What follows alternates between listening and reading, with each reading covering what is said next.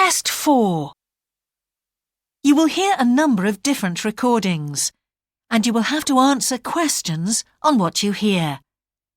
There will be time for you to read the instructions and questions, and you will have a chance to check your work. All the recordings will be played once only. The test is in 4 sections. At the end of the test, you will be given 10 minutes to transfer your answers to an answer sheet. Now turn to Section 1. Section 1. You will hear a man asking for information about health services in the place where he is living. First, you have some time to look at questions 1 to 6.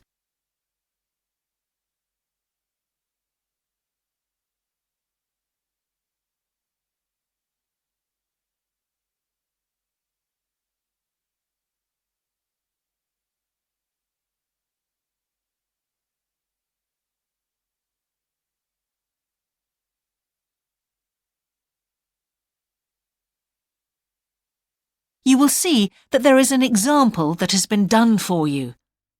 On this occasion only, the conversation relating to this will be played first. Can I help you? Yes, I've just moved to this area with my wife and children, and I'd like to know where we can all register with a doctor at a health centre. Oh, OK. Well, there's Dr. Green at the Harvey Clinic. The woman says the doctor at the Harvey Clinic is called Dr. Green, so Green has been written in the space. Now we shall begin. You should answer the questions as you listen, because you will not hear the recording a second time. Listen carefully and answer questions 1 to 6. Can I help you? Yes, I've just moved to this area with my wife and children, and I'd like to know where we can all register with a doctor at a health centre. Oh, OK. Well, there's Dr. Green at the Harvey Clinic. We always recommend her for babies because she's very good with them and she runs a special clinic. Oh, actually, my youngest child is 5, so that wouldn't be any good for us. Right. Is there anywhere else I could try? Yes, the Eshcol Health Practice is the next one on my list. How do you spell that? Eshcol. And it's Dr. Fuller who has space on his list. The clinic only opened a year ago, so the facilities are all very modern. That sounds good. And it's particularly good if you're busy during the day because they also do appointments in the evening. They're closed on Saturday, though. The only other place on the list is the health centre on Shore Lane. You can register with Dr. Gormley. That's Gormley. He's new there, but the centre has a very good reputation. Oh, yes. I think I know the road. That would be the best one. Thanks. Could you tell me, will all their services be free? There are usually some small charges that doctors make. Let me see what it says about the Shore Lane Centre. If you need to be vaccinated before any trips abroad, you won't have to pay for this. What else? The Sports Injury Treatment Service operates on a paying basis, as does the Nutritional Therapy Service. Some health centres do offer alternative therapies like homeopathy as part of their pay-to-use service. Shore Lane are hoping to do this soon.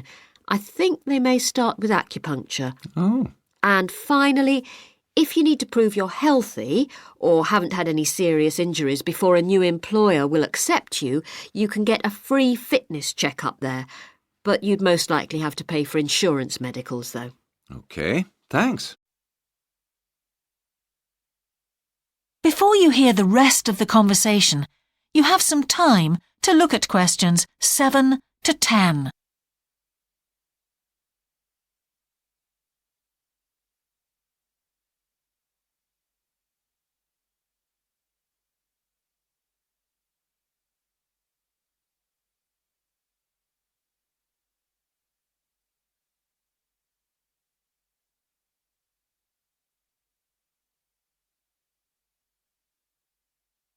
Now listen and answer questions 7 to 10. You might also be interested to know the centre is running a pilot scheme of talks for patients. I've got the list here. Actually, they look very interesting. What sort of things? Well, the first one's about giving up smoking. It's next week, the 25th of February at 7 p.m, and that's in room 4. It says the talk will stress the health benefits, particularly for people with asthma or heart disease. That sounds very interesting. There's also a talk for families with children. It's on healthy eating and takes place on the 1st of March at 5 o'clock. Will that be at the health centre? Actually, it's at the primary school on Shore Lane. I imagine they're inviting the parents of pupils there. It says here, all welcome. I might go to that if I have time. There's a couple of other talks. One giving advice about how to avoid injuries while doing exercise. It's on the 9th of March. Oh, it's a late afternoon talk at 4:30, and it'll be in room 6. It also says the talk is suitable for all ages. And finally, there's a talk called Stress Management, which is on the... That is the end of section 1. You now have half a minute to check your answers.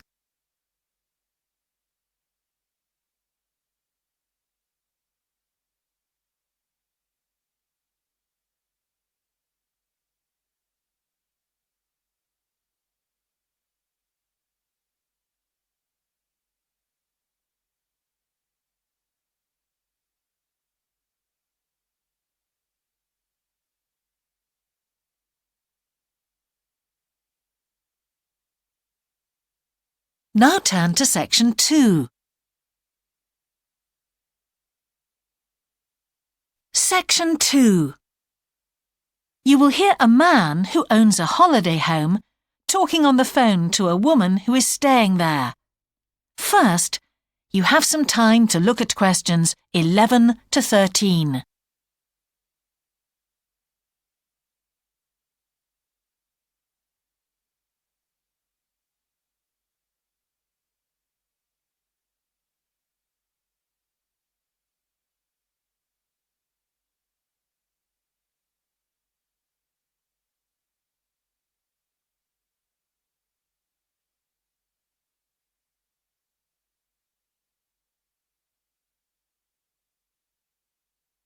Now listen carefully and answer questions 11 to 13. Hello? Hi, it's Laura Carlton here. We've just arrived at the holiday flat, but I can't get the hot water and heating to work. Oh, right. That's easy. Don't worry. In the upstairs cupboard, you'll find the water heater. You'll see 3 main controls on the left at the bottom of the heater. The first one, the round one on the far left, is the most important one for the heating and hot water. It's the main control switch. Make sure it's in the on position. The switch itself doesn't light up, but the little square below will be black if the switch is off. That's probably what's happened. It's got switched off by mistake. The middle one of these 3 controls, you'll see it's slightly larger than the first one, controls the radiators. If you feel cold while you're there and need the radiators on, this needs to be turned to maximum. The last of the 3 controls, the one on the right, is usually on about a number 4 setting, which for the water in the taps is usually quite hot enough.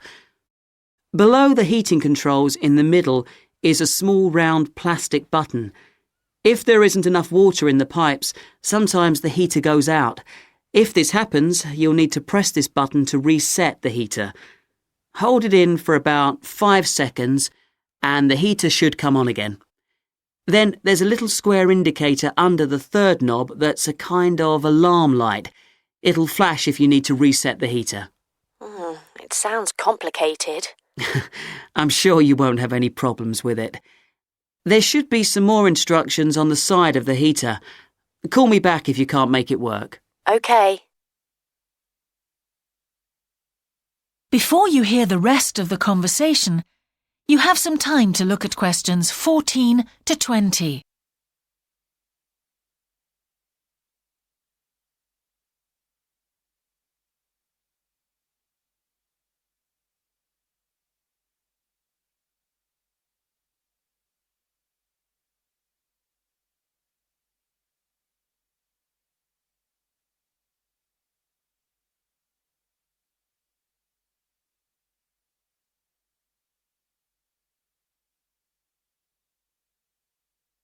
Now listen and answer questions 14 to 20. While you're on the phone, we haven't managed to find a few things we need, like extra pillows for the beds and some washing powder. Is there any here? Pillows, yes. If you look in the cupboard, the large white one upstairs, to the left of the bathroom door, there should be 4 or 5 on the top shelf. And if you want to do some washing, there's some powder for that, probably by the back door. There's a kind of shelf there above the sink. In fact, I'm sure there's some there in a large blue box. You need about half a cupful for each wash. Oh, and that reminds me. The spare key to the back door is hanging on a hook on the wall by the sitting room window. Please make sure to put it back when you've used it. The previous guest lost it in the garden and I had to get another one made. And if you have any trouble with the lamps, you'll find some spare bulbs in a large cardboard box. It's on top of the washing machine with all kinds of useful things in it. Oh, and another thing I forgot to mention when we last spoke. Yes? I've left you a local map so you'll be able to find your way around easily. It shows the whole area. I put it in the top drawer of the chest under the TV in your bedroom. There's a whole file of local information in there too. Thanks. What about visiting the town? Can you give us any advice? Yes. You'll need to take the car. It's too far to walk from the flat, really. You have to pay to leave your car in all the car parks now, I'm afraid. I like the one that's by the station best, and you can walk to the town centre from there in 5 minutes. That's where all the best restaurants are. But if you want a takeaway, the Italian one does really good pasta and pizzas. Call 732281 for that one, or 766119 for the Chinese. They're both good, and they'll both deliver to the flat. As for places to visit, yes, do go and see the Railway Museum. The exhibition is small, but really good. It gets very crowded on Sundays, so I suggest you visit it on a quieter day, later in the week, but not on Thursdays, which is market day. You won't find anywhere to park. And it's also the only day of the week when they're not open. Anything else? Not for the moment. Thanks. That is the end of section 2. You now have half a minute to check your answers.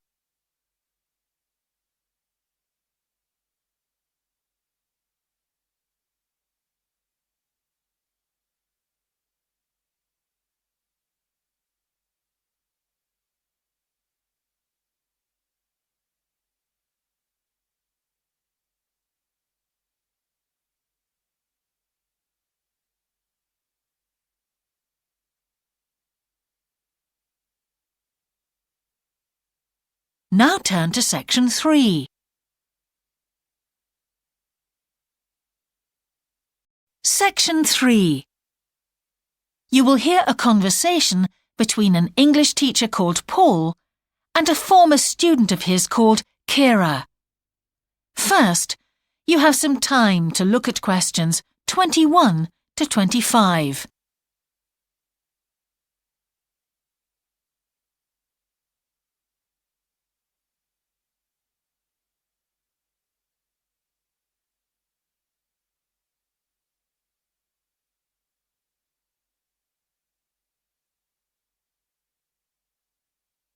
Now listen carefully and answer questions 21 to 25.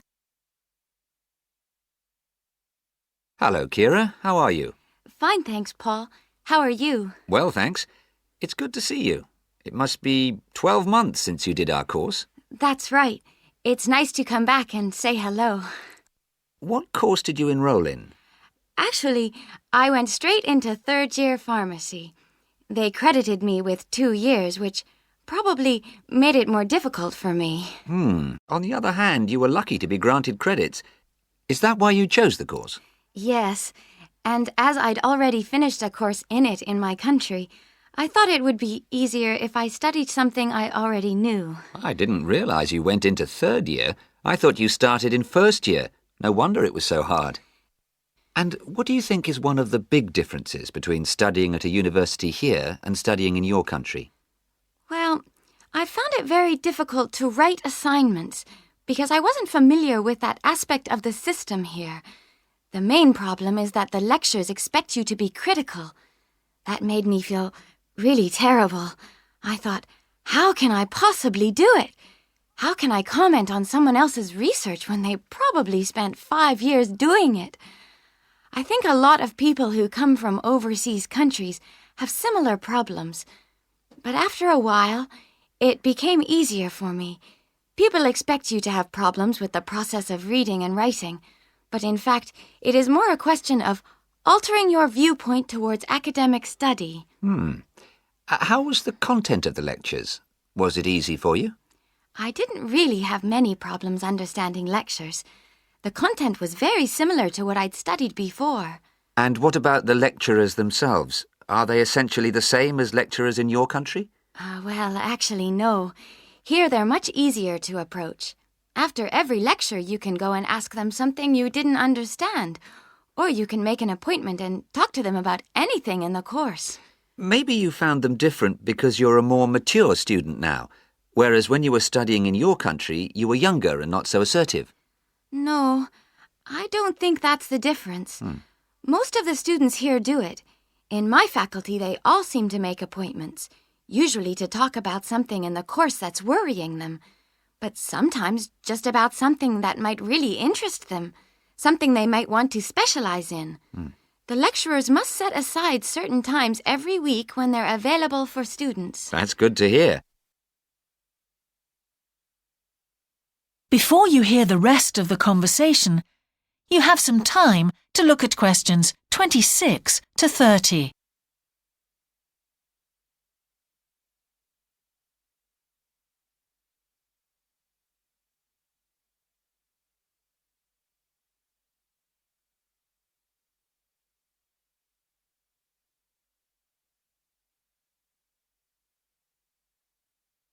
Now listen and answer questions 26 to 30. And how was your timetable? Was it a very busy year? Oh, very, very busy.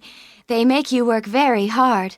Apart from lectures, we had practical sessions in a lot of subjects. We did these in small groups. I had to go and work 4 hours every week in a community pharmacy. Actually, I enjoyed this very much, meeting new people all the time. Then in second semester, we had to get experience in hospital dispensaries. So every second day we went to one of the big hospitals and worked there. And on top of all that, we had our assignments, which took me a lot of time. Oh, I nearly forgot. Between first and second semesters, we had to work full-time for 2 weeks in a hospital. That does sound a very heavy year. So, are you pleased now that you did it? Do you feel some sense of achievement? Yeah, I do feel much more confident, which I suppose is the most important thing. And have you got any recommendations for people who are studying from overseas? Well, I suppose they need very good English. It would be much better if they spent more time learning English before they enter the university, because you can be in big trouble if you don't understand what people are saying and you haven't got time to translate. Anything else? Well, as I said before, the biggest problem for me was lack of familiarity with the education system here. It sounds as if it was a real challenge. Congratulations, Kira. Thanks, Paul. That is the end of section 3. You now have half a minute to check your answers.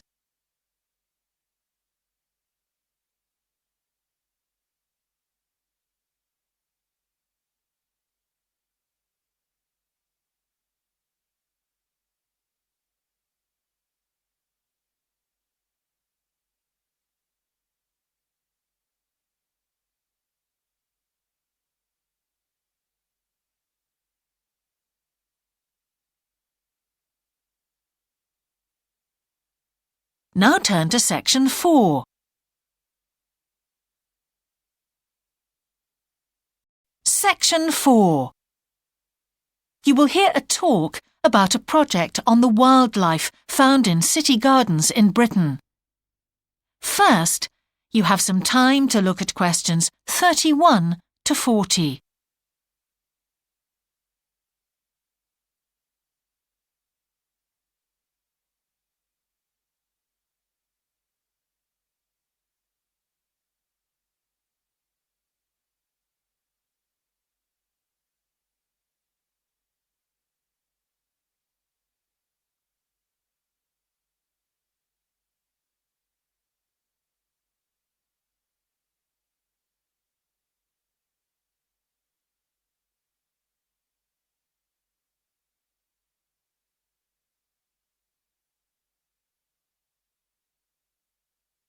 Now listen carefully and answer questions 31 to 40. Good morning. Today I'd like to present the findings of our Year 2 project on wildlife found in gardens throughout our city. I'll start by saying something about the background to the project, then talk a little bit about our research techniques, and then indicate some of our interim findings. First of all, how did we choose our topic? Well, there are 4 of us in the group, and one day, while we were discussing a possible focus, 2 of the group mentioned that they had seen yet more sparrowhawks, one of Britain's most interesting birds of prey, in their own city centre gardens, and wondered why they were turning up in these gardens in great numbers. We were all very engaged by the idea of why wild animals would choose to inhabit a city garden. Why is it so popular with wildlife when the countryside itself is becoming less so? The first thing we did was to establish what proportion of the urban land is taken up by private gardens. We estimated that it was about 1/5, and this was endorsed by looking at large-scale usage maps in the Town Land Survey Office, 24% to be precise. Our own informal discussions with neighbors and friends led us to believe that many garden owners had interesting experiences to relate regarding wild animal sightings. So we decided to survey garden owners from different areas of the city. Just over 100 of them completed a survey once every 2 weeks for 12 months, ticking off species they had seen from a pro forma list, and adding the names of any rarer ones. Meanwhile, we were doing our own observations in selected gardens throughout the city. We deliberately chose smaller ones because they were by far the most typical in the city. The whole point of the project was to look at the norm, not the exception. Alongside this primary research on urban gardens, we were studying a lot of books about the decline of wild animals in the countryside and thinking of possible causes for this. So what did we find? Well, so much that I just won't have time to tell you about here. If you're interested in reading our more comprehensive findings, we've produced detailed graphic representations on the college website, and of course any of the group would be happy to talk to you about them. Just email us. What we've decided to present today is information about just 3 species because we felt these gave a good indication of the processes at work in rural and urban settings as a whole.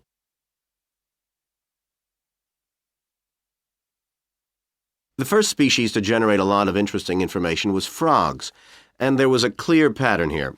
They proliferate where there is suitable water. Garden ponds are on the increase, rural ponds are disappearing, leading to massive migration to the towns. Hedgehogs are also finding it easier to live in urban areas, this time because their predators are not finding it quite so attractive to leave their rural environment, so hedgehogs have a better survival rate in cities. We had lots of sightings, so all in all we had no difficulties with our efforts to count their numbers precisely. Our final species is the finest of bird singers, the song thrush. On the decline in the countryside, they are experiencing a resurgence in urban gardens because these days gardeners are buying lots of different plants, which means there's an extensive range of seeds around, which is what they feed on. Another factor is the provision of nesting places, which is actually better in gardens than the countryside. Hard to believe it, but it's true. Incidentally, we discovered that a massive new survey on song thrushes is about to be launched, so you should keep an eye open for that. Now, I'd be happy to answer any questions you may have.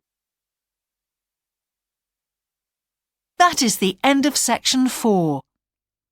You now have half a minute to check your answers.